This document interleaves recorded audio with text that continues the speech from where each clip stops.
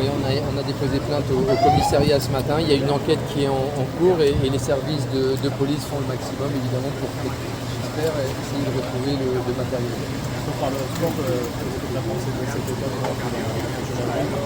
C'était une belle étape, on savait que ça allait être une étape difficile pour les costauds. On n'a pas été déçus, je pense qu'il y a eu une belle intensité de course.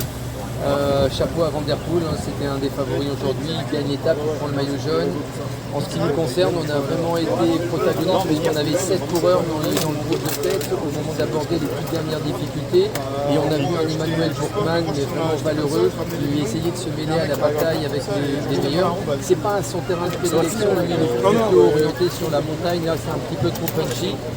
Mais pour nous, ça reste quand même un beau résultat. Est-ce que Brian t'a expliqué ce qui s'est passé là, lors du sprint, la petite brouille derrière? J'ai pas encore eu l'occasion de discuter avec lui. J'ai vu que sur ce sprint, ça avait été assez houleux. Il y a eu quelques discussions. Bon, voilà, ça fait partie des faits de course. J'espère que tout va rentrer en ordre. En tout cas, Brian était aussi bien, mais le final un petit peu trop difficile pour lui. Je reviens juste sur le cambriolage. Est-ce que ça a eu un impact sportif aujourd'hui? Oui, parce qu'aujourd'hui, comme vous l'avez vu, ce matin, c'était une journée qui était très difficile avec la pluie, des conditions météo compliquées, une arrivée tardive de tous les bus, donc on a eu quand même beaucoup de difficultés à se mobiliser. On devait partir aussi malheureusement de l'hôtel à 9h30 ce matin, donc quand on a découvert l'infraction, eh bien, on n'a pas eu suffisamment de temps. On a laissé 2 mécaniciens à l'hôtel sur le terrain du cambriolage. Ce sont eux qui ont été portés plainte et qui ont passé toute la journée avec les services de police. Merci. Pour moi c'était une journée, voilà, fallait pas que j'ai forcément de pépins et puis arriver sans encombre, je vais dire dans les délais même si c'est un peu, il y a un peu de marge, mais voilà, essayer d'arriver sans trop faire d'efforts entre guillemets pour penser à demain déjà. Vous n'avez pas pu rouler sur le vélo sur lequel vous auriez dû rouler et quelles conséquences ça a eu sur votre journée, votre course? Par rapport au vol, ah oui.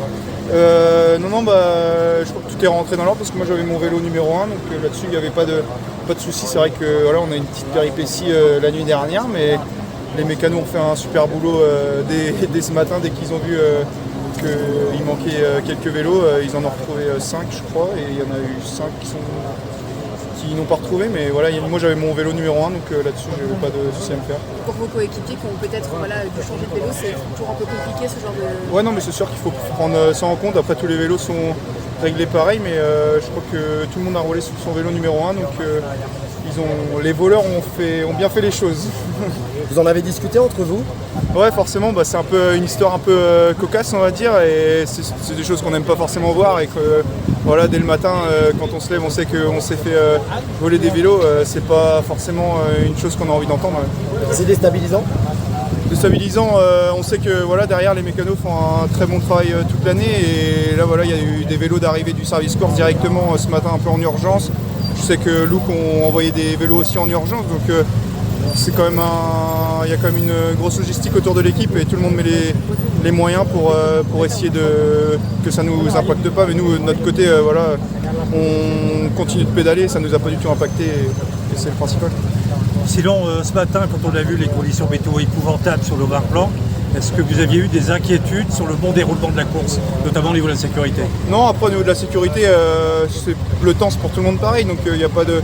C'est au coureur aussi de faire un peu attention, mais là-dessus non, il n'y a pas de consigne particulière. Après moi c'est une météo que j'affectionne, si ça avait pu être comme ça toute l'étape, moi ça m'aurait plutôt plu, mais voilà, c'est comme ça.